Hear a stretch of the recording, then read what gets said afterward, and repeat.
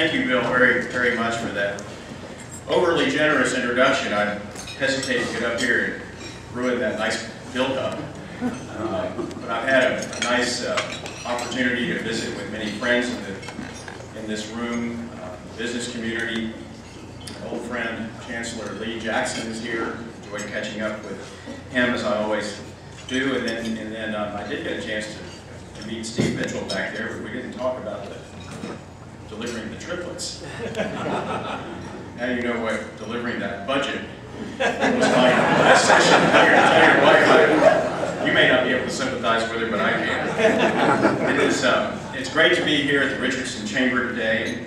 When I'm not visiting with House members in their districts or in Austin, I'm a small businessman in San Antonio, and so I share your concerns about making sure that our communities and our state remain the great places that they are to live and to work and to raise our families. And it's been a pleasure to sit at the table with two of my colleagues who represent this Richardson area, Representatives Angie Chen Button and Jerry Madden. And we also have my good friend from Dallas, Raphael Anchia here, and then from McKinney, Ken Paxton arrived, so I appreciate your being here as well. But I want to point out, in particular, the good work that your Richardson representatives did in the last session. I want to make sure the Chamber knows, for instance, that Angie worked really hard on building up workforce development programs for our state. And she was a champion for protecting property rights for Texans. And Representative Madden, we all know, he's on my bad list right now. He's announced that he's not running anymore.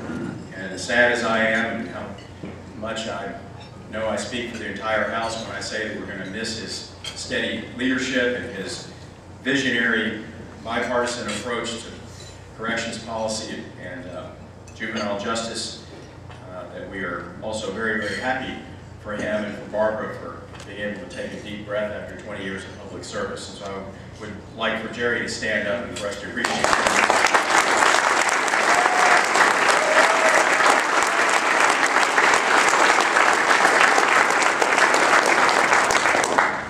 Ladies and gentlemen, your Richardson representatives did an effective job in Austin in the last session, and I am honored to serve with them as I am with Raphael and Ken. In the Texas legislature, helping to bring good jobs and excellent employers to our state is important work. And I want to thank the Richardson Chamber for all that you do and are doing to keep this community vibrant and business friendly. With more than 5,000 businesses, Richardson is becoming the high-tech center for the Metroplex. So I congratulate you on doing all of the right things to make this such a great place to live and to do business. And I come from a long line of San Antonio business owners. My family in the past have been ranchers and bankers and manufacturers. We owned a saddlery in 1870, and we've been distributors over the years, selling everything from appliances and auto parts to tires and even guns and ammunition. I hesitate to mention this here in this part of the world, which is Dallas Mavericks country, but my grandfather was one of the original investors that brought the San Antonio Spurs to my hometown. So I guess I have to tell you to enjoy that trophy while you have it. Also to join in the lament that we might not have any NBA action for a while, so we'll have to fight about other things.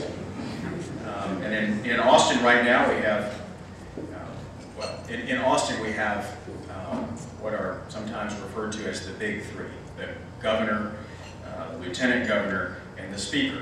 I like to think that we're affectionately referred to that way. You can jump with members on that a little later, but we have license plates. The governor's license plate is SO1. The lieutenant governor's license plate is SO2. The speaker's is SO3. Although, Raphael, there were some tense moments in the last session where I think some of the members thought my license plate should have read SO and something that rhymes with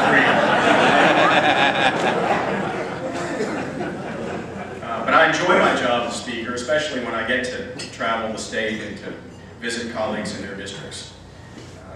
Governor Perry out traveling the country and hopefully studying up for those debates, and a Lieutenant Governor with his eye on a U.S. Senate seat. I do feel an added responsibility to prepare our state for the future during this interim and in preparation for the next session of the legislature. There's no doubt that this last session was a really tough one, and we had to make some very difficult choices. And even though we faced a $27 billion budget shortfall, we did pass a balanced budget without raising taxes.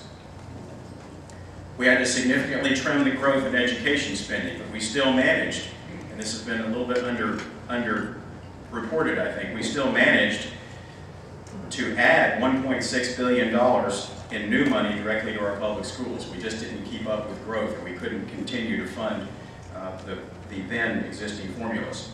And we cut deeply in other areas, but we still kept public education as in a smaller pie, a bigger piece. And we did a few other things as well, like taking steps to protect the voting rights of military personnel and passing additional tort reform. With the 82nd legislature now in the rearview mirror, it's time to look to the future. From our growing population to the severe drought that is plaguing our entire state, Texas is in a period of significant change, and how we address these issues will impact our state for decades to come. That's why House members are already hard at work getting ready for the 2013 session. The House committees are focused on more than 170 charges or issues to study that will form the blueprint for how we address our state's challenges when we do come back for the 83rd session. My specific focus has centered on 3 key priorities. And back on those presidential debates, you know how difficult it can be to remember all 3, but I'll do my best with these 3 priorities. Now, unlike Governor Perry, I do have them written down, which will help. And the fact that the national media is not here is probably going to help me too. But my 3 priority areas are, number 1, education. And that's both public education and higher education. And number 2 are our resources and our infrastructure needs in the state. Number 3 is our economy. So I'd like to briefly talk about each of these 3 priority areas. And first is education. Nothing is more important to our future than the willingness of all Texans to make education our top priority. Our future depends obviously on our ability to develop talented leaders and capable workers equipped and prepared to run and grow our economy. To create that talented workforce, we must effectively manage our growth. School districts need to be more efficient and more effective with their resources, and they need more flexibility in how to best spend those funds. At the same time, I think it's important to recognize that we can't rely just on money and government alone. I'm convinced that the first and the most important classroom for our kids is in our homes. And the first and the most important teachers that our kids have are our parents. I'd like to see Texas become a national leader in getting parents more involved in their children's education. I've asked our legislative committees to continue our focus on improving public education so that young people are ready for college or careers. And I've also asked legislators to find ways to increase collaboration between private businesses and our research universities. I know that UT Dallas is an emerging research university in this community on a mission to achieve Tier 1 status. My longtime friend Dan Branch, the chairman of the Higher Education Committee, was just here with you last month, I understand, speaking on this very topic. Tier 1 status is a magnet for attracting top companies and good jobs. So Tier 1 universities create a talent pool that sparks entrepreneurship and it creates jobs. UT Dallas's efforts to enhance curriculum and add degree programs and seek more research funding are all the right things to do, and they will yield dividends for this Richardson economy. My second priority is resources and infrastructure. During the last decade, Texas has grown by almost 21%, and projections show that we are poised for that kind of growth, or even greater growth in the coming decade. Our growing population places great strains on all of our systems and our resources, from transportation, to energy, to water supplies. We will need more electricity, we'll need better roads, we'll need more healthcare facilities, and we'll need more efficient schools to keep pace. And this is going to require innovation from the private sector and efficient and effective use of our investments from the public sector, or what others call taxpayer funds. I'm focused on ways in which we can all work together to address our current and our future challenges. To address these challenges, legislative committees are focusing on improving transportation infrastructure, addressing the drought and implementing our state's water plan, and improving wildfire response to ensure protection of life and property. And my third, and I think the most pressing priority, is our economy. For one thing, we need to find ways to attract more manufacturing jobs. And Bill and I were discussing this just a few moments ago. That's why I've asked every committee in the Texas House, not just some of the obvious ones, but every one of the 30+ committees in the Texas House, to find ways to improve the state's manufacturing capability. Texas manufacturers employ more than 800,000 Texans who earn an average of 34% more than the rest of the Texas workforce. Manufacturing impacts agriculture, transportation, the high-tech sector here, and the environment, and we can find ways to grow our capacity in each one of those areas. And we need to look at our tax structure to see if it's affecting the ability of our Texas businesses to compete. Committees are also analyzing the state's overall debt burden and trying to identify ways to reduce the amount of money that we owe. Now, sales tax collections are rebounding. That's the good news. Yet addressing other issues such as the business margins tax that has never performed as expected or projected is going to continue to require tough budget choices and a lot more effort and study. And one more thing on the business development front. I do believe that we need to consider ways to enhance statewide economic development efforts so that we can streamline and maximize those efforts across the state and to continue to be able to outcompete the other states that are getting sharper in these areas. To that end, I've asked House members to look at Texas industry cluster initiatives and to find ways to maximize our competitiveness. And finally, I'm committed to making our state government more efficient and effective. I'm a champion of limited government, but there are some things that government can and must do, like maintaining roads and issuing driver's licenses, and it needs to do them better. In everything we do, we must be good stewards of the taxpayers' dollars. Our state budget process is way too complicated in my view. It uses too many accounting gimmicks and dedicated funds. You may hear about this from some of the groups out there, but I'll continue to be candid and realistic about our budget, even all of its flaws. We need the budget to be more transparent, more straightforward, and more accountable.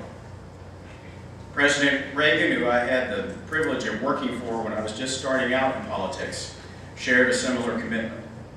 In his first inaugural address, he said something that has always stuck with me. He said, "It is not my intention to do away with government. It's rather to make it work, to work with us, not over us. Stand by our side, not ride on our backs. Government can and must provide opportunity, not smother it, foster productivity, not stifle it." That philosophy is the guiding principle for me, and I am committed to responsible, effective, and accountable leadership in Austin. Those of us in public service have a duty to restore public trust in government that is at all-time lows right now. I try to do that through a respectful style of leadership that encourages the best contribution from all of the members of the Texas House, Republican and Democrat.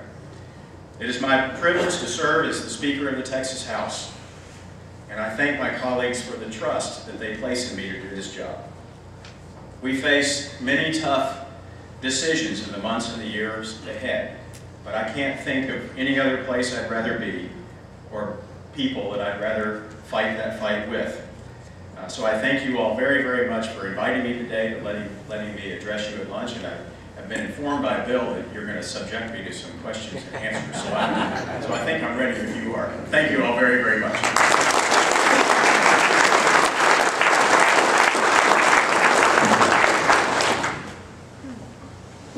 Who's first? Oh, great. I've never been this lucky before. So I'll start. Yeah.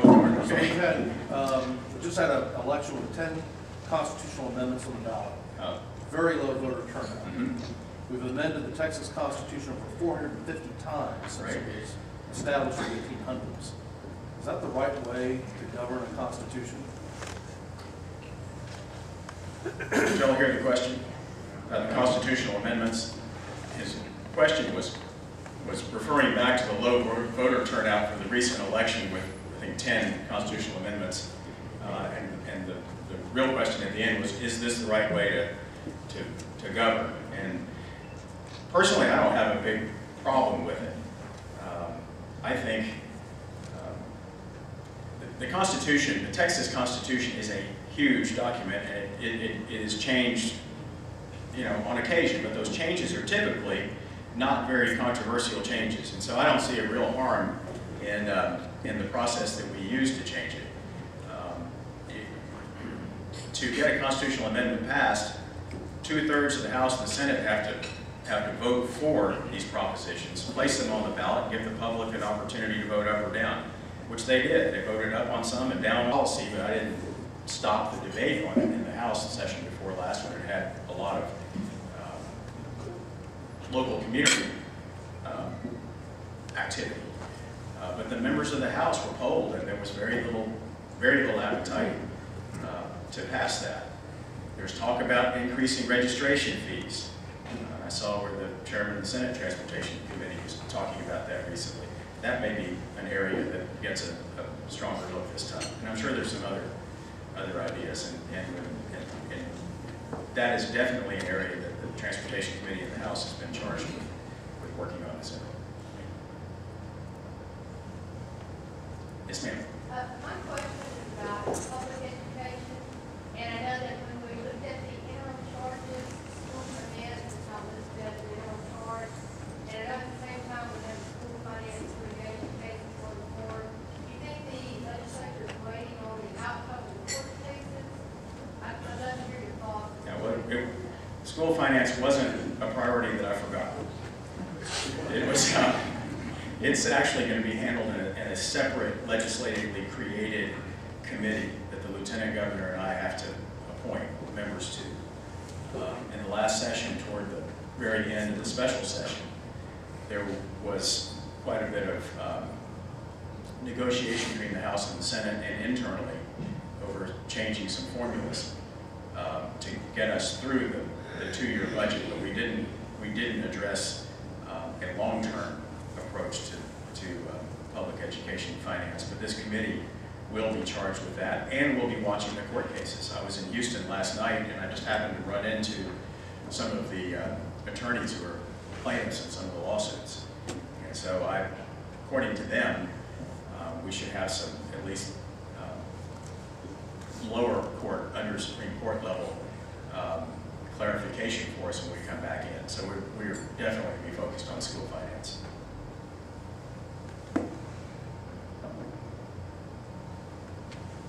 Time for nap. or for me, a tour of TI, which I'm looking forward to. Thank you all very much for having me.